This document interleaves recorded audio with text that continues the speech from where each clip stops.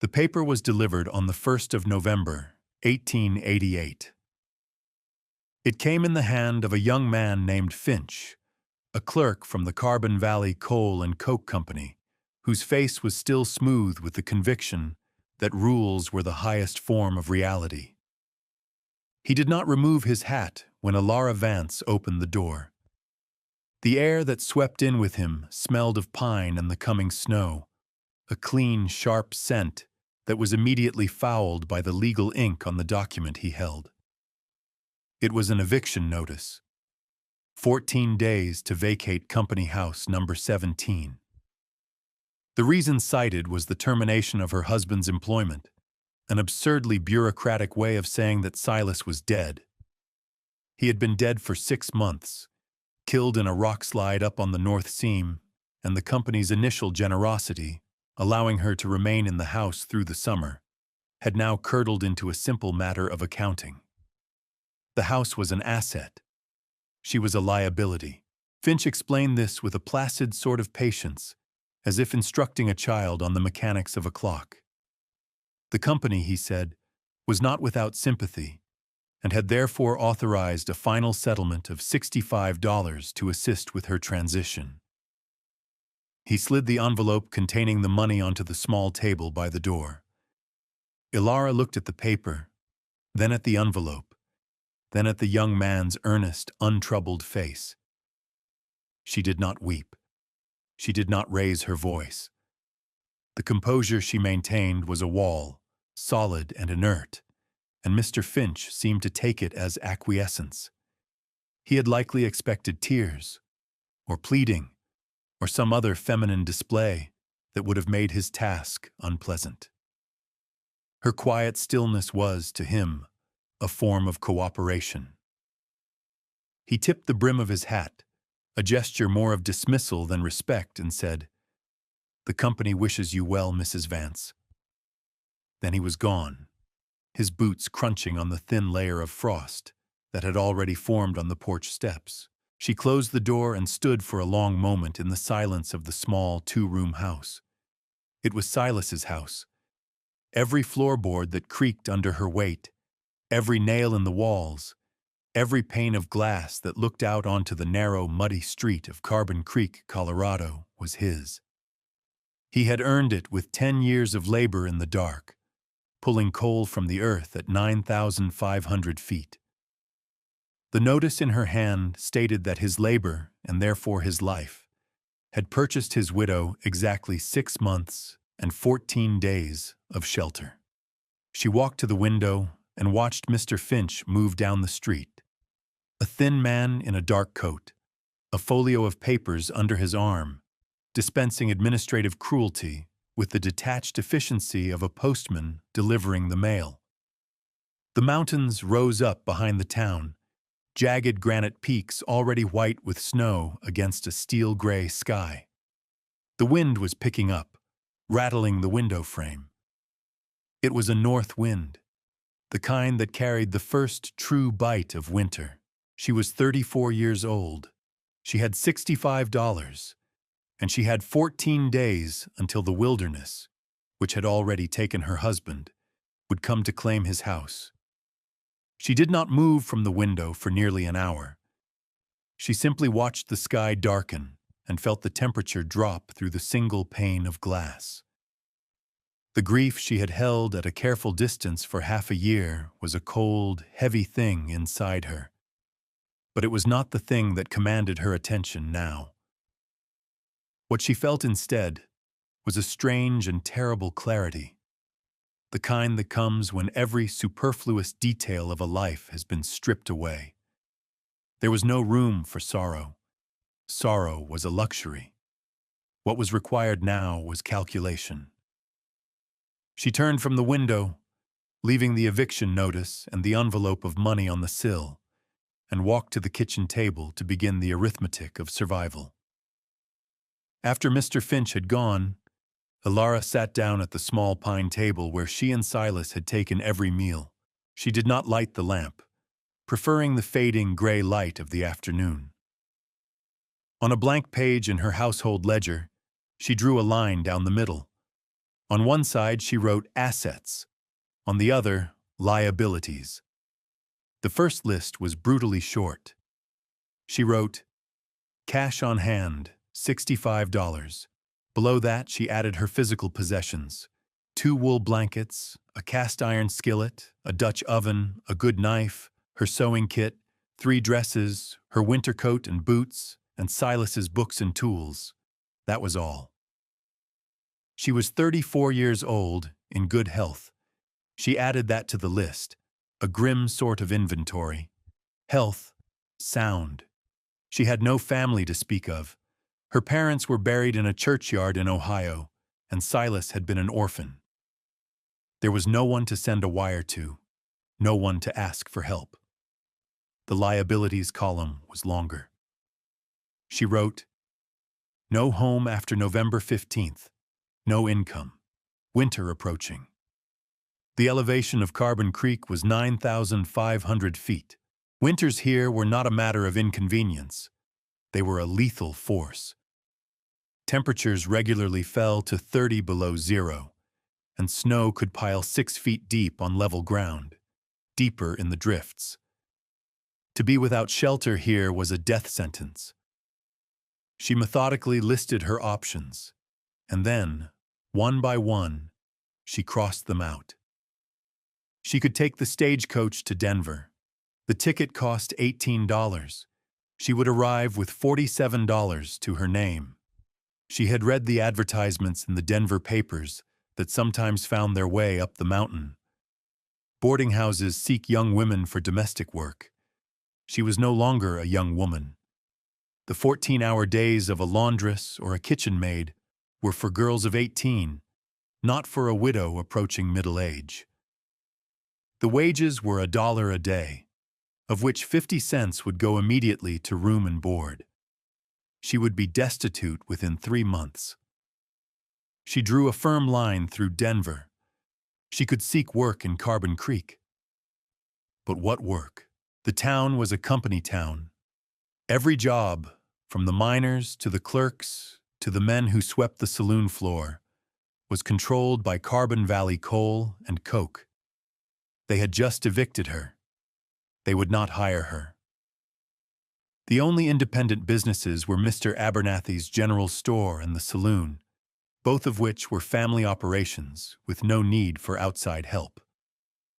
Mrs. Gable, the mine foreman's wife, sometimes paid for mending, but it was pennies, not a living. She crossed out local work. She could appeal to the company's charity, perhaps to the superintendent, Mr. Davies. She could plead her case, emphasize her husband's loyal service, the tragic nature of his death. The thought was like swallowing ash. The company had already made its calculation. They had translated Silas's life and her loss into a check for $65. They had weighed her humanity on a scale and found it wanting. To beg would be to ratify their judgment, to agree that she was a problem to be managed rather than a person to be respected. She would not do it. She would not give them the satisfaction of her tears. She crossed out appeal.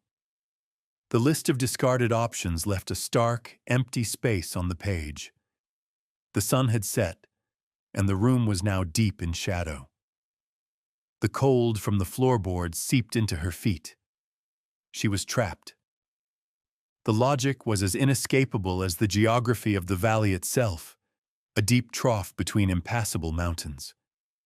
She had no money, no family, and no options. The system that had sustained her life, the company, the town, the small web of social obligations, had cast her out as neatly as a spent cartridge. The world had a place for a miner's wife. It had no place for a miner's widow. She sat in the dark, the ledger open before her, the final calculation made. There was nothing left. It was in that moment of absolute emptiness, with the wind howling outside, that she remembered Silas's journals. She lit the kerosene lamp, the sudden flare of light chasing the shadows into the corners of the room. Silas's books and papers were in a small wooden chest at the foot of their bed. He had not been a man of many possessions, but his journals he had treasured. They were filled with his observations as a company geologist, but they were more than that. They were filled with his way of seeing the world. He saw the land not as a landscape, but as a machine, a system of forces and materials. He wrote about rock formations, soil composition, and the flow of water with the precision of a watchmaker. Ilara had often found the entries dense and technical, but she had loved the careful, elegant handwriting, the way his mind worked on the page. She lifted the journals out, running her hand over the worn leather bindings. There were 5 of them, covering his decade in these mountains. She started with the most recent, her hands moving through the pages with a desperate, unfocused hope. What she was looking for, she did not know. A forgotten mention of a friend? A note about a distant relative? Some clue she had missed? She found only geological data, sketches of rock strata, and notes on coal seam thickness.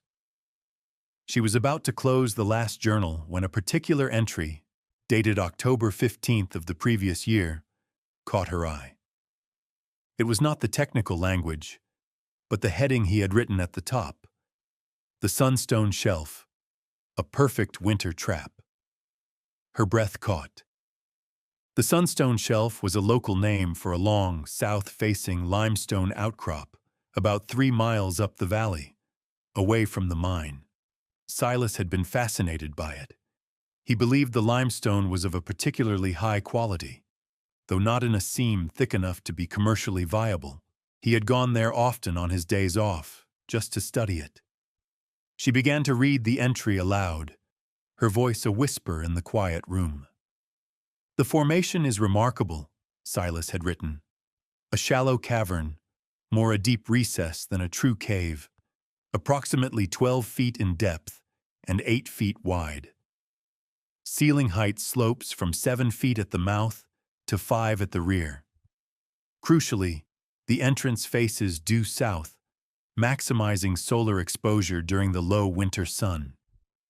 The overhang protects it completely from the prevailing north and west winds." He had drawn a rough sketch, a cross-section of the hillside showing the cave.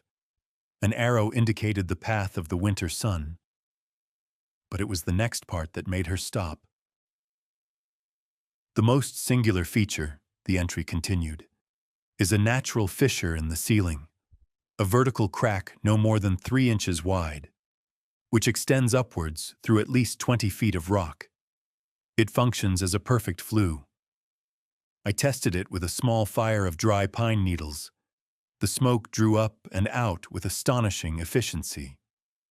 The thermal properties of this particular limestone are also significant. It possesses a high specific heat capacity. It will absorb and retain thermal energy." He had underlined that last sentence twice. Then came the final, prophetic lines. "A man could winter here with a good fire. The rock holds the heat like a brick oven. It is a natural shelter of profound elegance." Ilara stared at the page, at the neat, calm handwriting of her dead husband. It was not a memory. It was not a map to a hidden cache of gold. It was something far more valuable. It was knowledge. It was a set of instructions, delivered from across the silent gulf of death. Silas, in his patient, scientific curiosity, had found a place.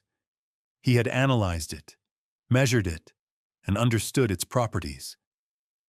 And in doing so, without ever knowing the desperate circumstances his wife would face, he had prepared a refuge for her. He had left her an inheritance not of money, but of geological fact: a south-facing wall, a roof of solid rock, a natural chimney, and the thermal mass of a mountain. She was not alone. He had, in his own way, left her a key.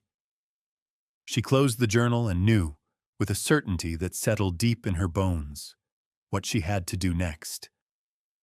The next morning, She rose before dawn. The air was thin and sharp, each breath a small shock of cold. She dressed in her sturdiest clothes, packed a small canvas sack with a loaf of bread, a canteen of water, and Silas's journal, and set out from Carbon Creek. She told no one where she was going. The town was still asleep, the windows of the company houses dark, smoke curling weakly from a few chimneys. She walked east, following the narrow wagon road that led away from the mine and deeper into the valley. Silas's instructions were clear, his map a simple but precise rendering of the local topography. Follow Carbon Creek upstream for 2 miles until the valley narrows. The shelf is on the north side of the creek, a pale limestone band visible 100 feet up the slope. The walk was arduous. The road quickly devolved into a rough trail, and she had to push her way through fallen timber and dense thickets of scrub oak. The elevation gain was steady, and the air grew thinner still. After an hour, she left the trail and began to climb the slope, using Silas's sketch to guide her.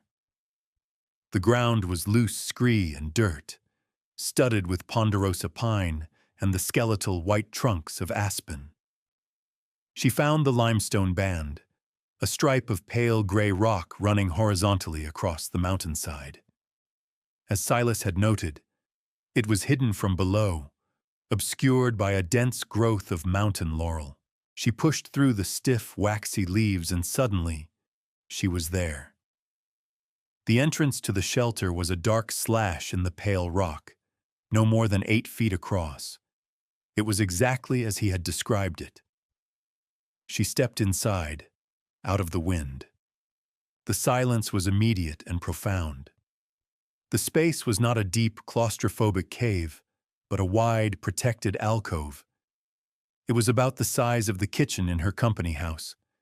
The floor was a mix of packed earth and flat, embedded stone, sloping gently downwards from back to front, which meant any moisture would drain out rather than pool inside.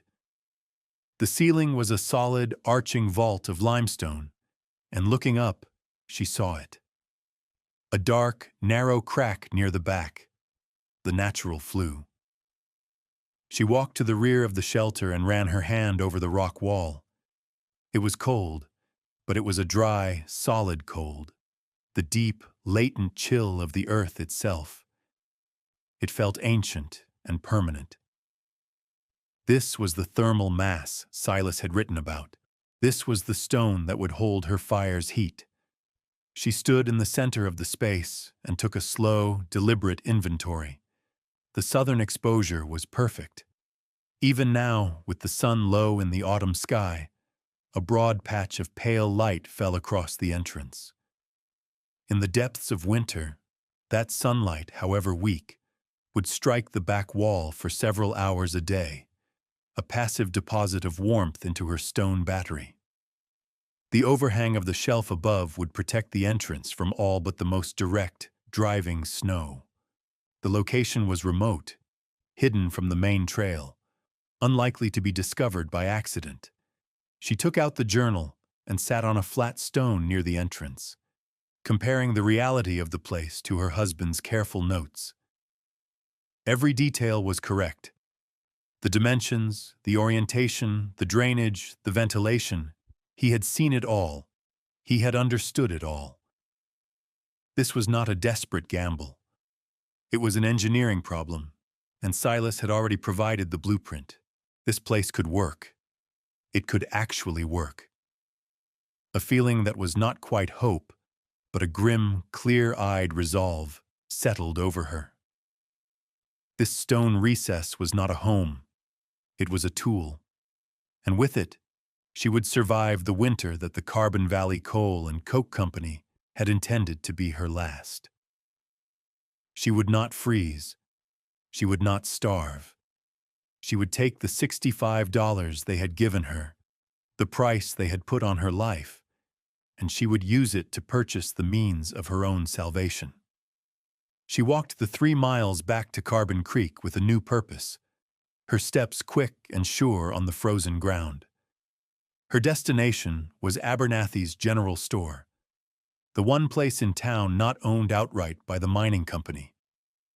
Mr. Abernathy was a man of 70, with hands gnarled by arthritis and eyes that had seen too many winters in the high country. He had known Silas not as a company asset, but as the quiet man who bought books on geology and always paid his accounts on time. When Ilara entered, the bell above the door jingling, he looked up from his ledger and gave her a slow, sad nod. He had heard the news of her eviction. News, good or bad, traveled fast in a town of 100 souls. Ilara did not waste time with pleasantries or explanations. She walked to the counter with Silas's journal in her hand, open to a blank page where she had made her list. Her budget was $40. $25 had to be held in absolute reserve. Her voice was steady as she began. "Mr. Abernathy, I need a good shovel, and a small pickaxe, the kind for prospecting, and a handsaw with a sharp blade." The absence of an axe on her list was a deliberate, calculated choice. An axe was a tool for felling trees, for claiming fuel from the living forest. It was heavy, and it required a strength and stamina she wasn't sure she could maintain. A handsaw was different. It was a tool for scavenging. It was for processing the deadfall, the standing dead timber, the fallen branches already seasoned by the dry mountain air. It was a tool of efficiency, not brute force, and that was the principle upon which her entire plan was built. Abernathy looked at her list, then at her face. He saw no panic, only a stark, unyielding determination. He hobbled over to the wall where the tools hung. "The shovel is $2.50, he said, his voice raspy. "Pickaxe is $2. A good distant handsaw will cost you $1.75. He laid them on the counter. The total was $6.25. She continued down her list. 50 pounds of flour, 20 pounds of dried pinto beans, 10 pounds of salt, a 5-pound tin of lard. These were the staples of survival, calories in their densest, most stable form. And a block of lye soap, a dozen boxes of safety matches, and 2 extra wicks for my lamp. Abernathy gathered the items, his movements slow and methodical. He weighed the flour and beans himself, his hand steady on the brass scale. He knew what this collection of goods meant. This was not a shopping list for a woman moving to Denver.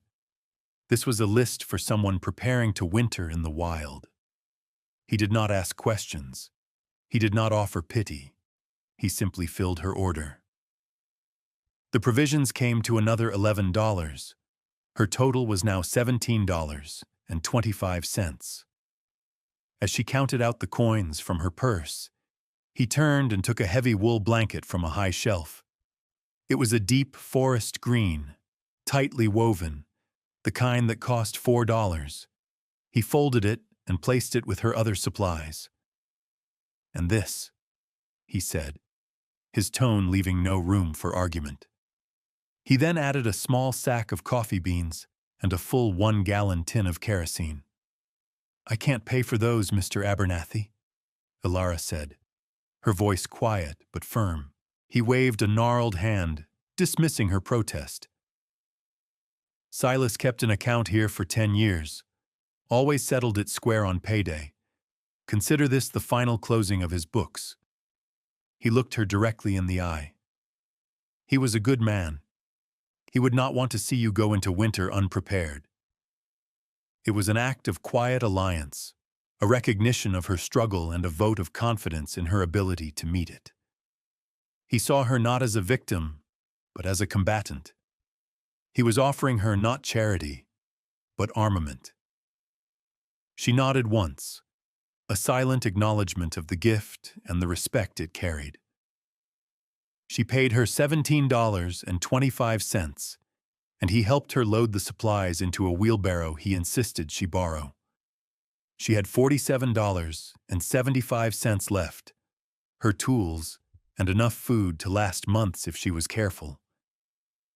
She had what she needed. The construction could begin. The next 10 days were a blur of relentless, punishing labor, the kind that left her muscles screaming and her hands raw.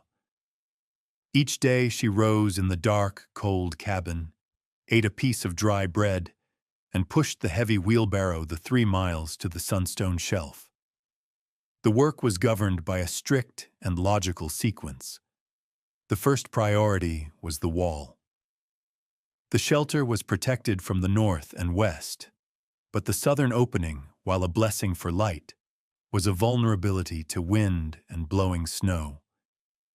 Using the pickaxe, she broke loose hundreds of flat, plate-like pieces of limestone from the scree slope below the cave. The stone was heavy, and her first attempts at carrying it up the slope were clumsy and exhausting. She quickly learned to select only the pieces she could manage, to use her legs and not her back, to rest for 60 seconds after every trip. Slowly, methodically, she began to build. She dry-stacked the stones, fitting them together like pieces of a vast, irregular puzzle. Silas had once explained the principle to her. A good dry-stack wall relies on gravity and friction, with each stone placed to lock the ones around it. She built a low wall, 3 feet high and 2 feet thick, across the eastern half of the entrance. It was a brutal, painstaking process. She worked until her arms trembled with fatigue, until the sun dipped below the western ridge, and then she would walk the 3 miles back to the company house, fall into bed, and sleep the sleep of the utterly spent. After 4 days, the wall was complete. It was not beautiful, but it was solid, a formidable barrier that channeled the wind and would soon anchor the snows that would provide even greater insulation. Her next task was fuel. This was the central challenge, the pivot on which her survival turned. Without an axe, she could not attack the forest. She had to become a scavenger, a gleaner of what the forest had already shed. She spent 3 full days with the handsaw, walking the slopes around her shelter. She looked for standing dead timber, aspen and pine killed by lightning or disease, their wood already seasoned on the stump. She would saw through the base of a small dead tree, no more than 6 inches in diameter, and then limit where it fell, sawing the trunk and branches into uniform 16-inch lengths. It was slow, repetitive work. The rasp of the saw was the only sound besides the wind in the pines. She learned to read the wood, to tell the difference between the light, fast-burning aspen and the dense, resinous pine that would burn hotter and longer. She hauled the wood back to the cave, stacking it with obsessive care. 1 pile for aspen, for quick morning fires to take the chill off. Another for pine, for the steady, enduring heat of the day and night. She organized it by size, from small kindling to the thickest rounds. The growing woodpile inside the cave was a testament to her labor, a physical measure of her security. It was her wealth, more precious than any dollar. By the 10th day, she had a supply she estimated would last a month, and she had identified the locations of enough standing deadwood to last the entire winter. Finally, she addressed the entrance. In the narrow opening left by her stone wall, she needed a door. She used the last of her salvaged materials from town, a large, heavy canvas tarp that had once covered a wagon. She built a simple frame of stout pine branches, lashing them together with twine. She stretched the canvas over the frame and secured it, creating a crude but effective barrier. She hinged it to the rock face with loops of rope, weighting the bottom with a heavy log so the wind could not lift it. On the 14th day, her final day in the company house, she moved her few remaining possessions, her blankets, her cooking pots, Silas's journals, to the cave. She swept the floors of the house one last time, left the key on the kitchen table, and walked away without looking back. That night, for the first time, she slept in her new home. She built a small, precise fire of pine directly beneath the flue, lay down on her blankets, and watched the smoke rise in a perfect, unwavering column into the darkness. The stone walls around her began, imperceptibly at first, to drink in the heat. The first true test came in the last week of November. A storm rolled in from the northwest, a vast, churning mass of gray cloud that swallowed the peaks and descended upon the valley. The temperature, which had hovered just below freezing, plummeted. By the first night of the storm, it was 20 degrees below zero, with a wind that drove the snow horizontally. For 4 days, the blizzard raged. The world outside Alara's shelter was a white chaos, a maelstrom of wind and ice. Inside, there was only stillness and the quiet, steady work of survival. Her days took on a monastic rhythm, dictated by the needs of the fire and the slow passage of time. She would wake in the near darkness, the air in the cave chilled to just above freezing. Her first act was always to tend the fire. She would add small pieces of dry aspen, which caught quickly and burned with a bright, hot flame, raising the temperature of the small space in minutes. Once the initial chill was gone, she would switch to the denser pine, adding exactly 4 16-inch pieces per hour. This was the rhythm she had discovered through trial and error. A small, hot fire, constantly fed, was far more efficient than a large, roaring blaze. It consumed less wood and produced almost no smoke, only a shimmering column of heat that rose directly into the flue. The limestone walls, after days of continuous gentle heating, had achieved thermal equilibrium. They were no longer cold to the touch. They radiated a steady, low-level warmth back into the shelter, a gentle and persistent heat that felt like a living presence. She kept a small tin thermometer Silas had used for his geological work. While the storm howled outside at 20, and then 30, below zero, the temperature inside her stone refuge never dropped below 45 degrees Fahrenheit. It was a differential of 75 degrees, an astonishing feat of engineering accomplished with scavenged wood and a deep understanding of thermodynamics. In the margins of Silas's last journal, she kept her own meticulous records. November 28th. Temperature outside, minus 22 degrees Fahrenheit. Temperature inside, 46 degrees Fahrenheit. Wood consumed, 88 pieces pine, 12 pieces aspen. Food, 1 cup beans, 1/4 pound flour for flatbread. Kerosene lamp burned for 3 hours. The act of recording was a discipline, a way of asserting order against the chaos outside. It was a conversation with her husband, a continuation of his own scientific work. She was no longer just a subject in his journal. She was a collaborator. The snow piled up. It buried her canvas door, then climbed the stone wall she had built. By the 3rd day, the entire entrance to the shelter was sealed behind a drift that was 6 feet deep. She was entombed, but the snow was not a threat. It was a blessing. It was the final layer of insulation, a thick, downy blanket that sealed every crack and held the precious warmth inside.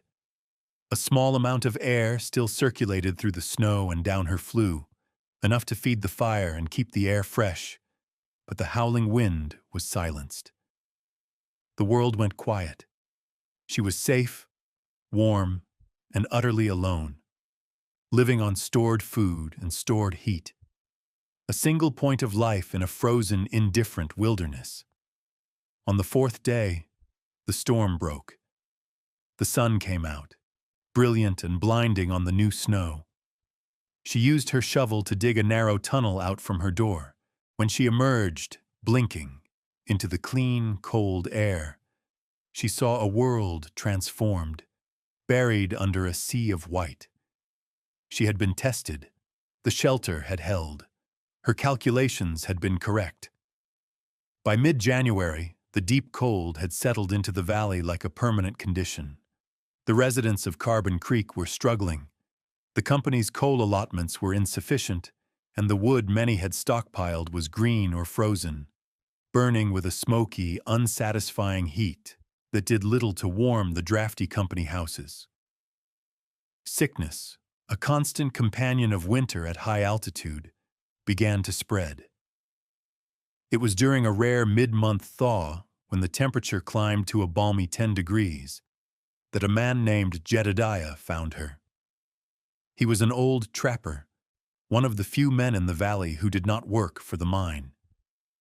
He was checking his marten lines along the upper creek when he saw the thin, almost invisible plume of heat rising from the snow-covered slope. Curiosity got the better of him. He approached cautiously, his snowshoes making soft, crunching sounds. He saw the narrow opening of the tunnel and the dark shape of the canvas door within. He called out, his voice gruff. "Hello, the shelter." Ilara, startled, grabbed the small pickaxe and stood just inside the door. When he identified himself, she recognized the name. Jedediah was a fixture in town, a man who kept to himself but was known to be honest. She opened the door. The trapper stared, his weathered face a mask of disbelief. He had heard the rumors that the widow Vance had simply vanished, most likely taking the stage to Denver. To find her here, alive and apparently well, in a hole in the rock, was a shock.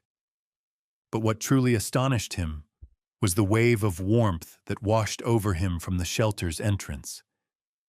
It was a deep, radiant heat, not the scorching blast of a big fire. He peered inside, his eyes adjusting to the dim light. He saw the neat stacks of wood, the small, glowing fire pit, the relative comfort of the space. "By God, woman," he breathed, his voice filled with a grudging respect. "You've made yourself a proper den." He understood immediately what she had done. He had spent 50 winters in these mountains and knew the lethal power of the cold. He also knew genius when he saw it. He did not stay long, but he left her with a gift of 3 rabbits from his traps and a promise to keep her location to himself. But secrets were a luxury in a small, isolated community. Word spread, carried not by the trapper, but by the simple, unavoidable fact of her survival. People began to talk. The woman who had been evicted, left for dead, was alive. And she was warm. A week later, a knock came at her canvas door. It was Sarah Gable, the mine foreman's wife. Her face was pale and drawn, her eyes shadowed with worry. Her youngest son, she explained, was sick with a lung fever, and the cold in their house was relentless. They burned through their coal ration in 2 weeks, and the wood they had was barely enough to keep a fire smoldering. She had heard the stories. She didn't know if they were true, but she was desperate. "They say you know something about staying warm," she said, her voice trembling slightly. Ilara looked at the exhausted woman and felt not pity, but a sense of shared struggle. She invited her in. Mrs. Gable gasped as the warmth enveloped her. Ilara did not offer her a handout of wood. To do so would only solve the problem for a day and would deplete her own carefully husbanded supply. Instead, she offered knowledge, the only thing she possessed in abundance. She explained the principle of the small, hot fire. She took out Silas's journal and showed the woman his sketches of the flue, explaining how proper ventilation was key. She described how to find standing deadwood, how to distinguish it from green wood, how to stack it so the air could dry it. She taught her about insulation, about stuffing rags into the cracks in the walls of her company house, about hanging blankets over the windows. She was giving away the secrets of her own survival. Mrs. Gable listened, her expression shifting from desperation to focused attention. She was a practical woman, and she understood the practical wisdom Ilara was sharing. She left an hour later, her face set with a new determination. The next day, 2 more families came, then another. Ilara became an unlikely oracle. They came to her shelter not to beg for fuel, but to learn how to use what little they had. She would draw diagrams in the dirt floor with a stick, explaining the physics of heat and convection in the simplest terms. She became, without ever choosing it, the quiet, beating heart of the community's resilience, a source of practical knowledge for the very people who had watched in silence as she was cast out. The stories of the widow in the cave eventually reached the ears of the mine superintendent, a man named Davies, who managed the Carbon Valley operation from a warm office in Denver. His initial reaction was one of annoyance and concern over liability. A squatter on company land was a legal problem. If she froze to death, it would be a moral and public relations problem. He dispatched one of his junior engineers, Arthur Madsen, with instructions to assess the situation and, if necessary, remove Mrs. Vance by force if required. Madsen was a young man, educated at the Colorado School of Mines, with a mind accustomed to blueprints, stress calculations, and formal engineering principles. He arrived in Carbon Creek in early February, riding in on a company sleigh, and made the trek up to the Sunstone Shelf with 2 miners as guides. He expected to find a pathetic, smoke-filled hovel, a scene of desperate poverty. He was prepared to be firm, to deliver the company's orders with detached authority. When he ducked through the snow tunnel and entered Ilara's shelter, he stopped dead. The air was warm, dry, and clean. There was no smoke.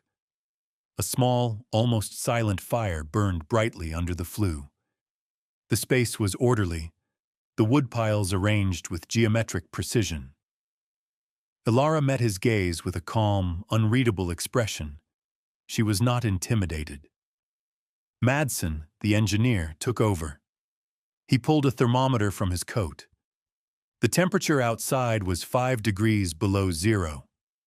Inside, his thermometer registered 52 degrees, a 57-degree differential. He stared at the number in disbelief. He walked to the back wall and laid his palm against the limestone. It was warm to the touch. He looked up at the flue, studying the steady laminar flow of the rising heat. He understood instantly. "My God," he said, speaking more to himself than to her. "It's a thermal flywheel." He began to walk the space, his professional curiosity overriding his official mission. He examined her dry stack wall, noting the interlocking construction. He inspected her wood piles, recognizing the different burn properties of the aspen and pine. He was not seeing a squatter's den. He was seeing a brilliant, intuitive application of thermodynamic principles. "You've maximized the thermal inertia of the limestone mass," he said, the technical jargon spilling out. "The southern exposure provides passive solar gain, and the flue creates a constant convective loop. This is a radiant heating system of remarkable efficiency." He looked at Ilara, his initial arrogance replaced by a profound and genuine respect. "Mrs. Vance, where did you learn to do this?" "My husband studied this place," she said simply, gesturing to Silas's journal, which lay open on a small stone shelf. "He understood the rock. I just built the fire." Madsen picked up the journal and looked at the sketches, the temperature notes, the careful calculations. He saw Silas's work, and then he looked at the neat columns of Ilara's own data in the margins, her fuel consumption rates, her temperature logs. He realized he was not looking at a single act of desperation, but a sustained scientific experiment. What she had built was more than a shelter. It was a prototype. It was a solution to the very problem the Carbon Valley Coal and Coke Company faced every winter: how to keep its men alive and working in remote, high-altitude camps with minimal fuel. The company spent thousands of dollars on coal and wood, much of which was wasted in inefficient, drafty bunkhouses. What this woman had done, with a handsaw and $65, was more effective than anything the company's own engineers had devised. His purpose shifted entirely. He was no longer there to evict her. He was there to learn from her. His report to Mr. Davies would not be a recommendation for removal. It would be a proposal for employment. The expert's recognition was not what gave her work value. The warmth of her cave and the survival of her neighbors had already done that. But it was the key that would unlock the door to her vindication. Arthur Madson's report landed on Superintendent Davies's desk like a lit stick of dynamite. It did not describe a vagrant, but an innovator.